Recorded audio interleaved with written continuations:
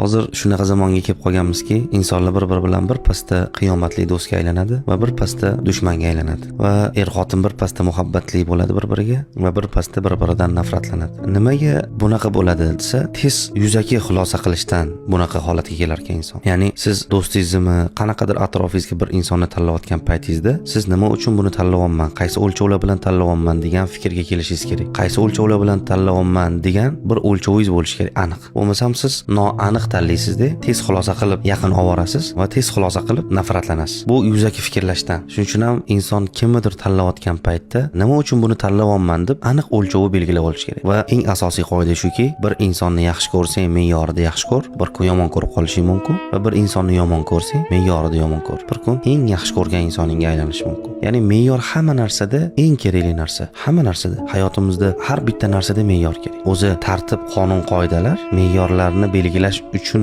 kerak bo'ladi bizga. Ya'ni me'yor hamma narsada eng muhim narsa.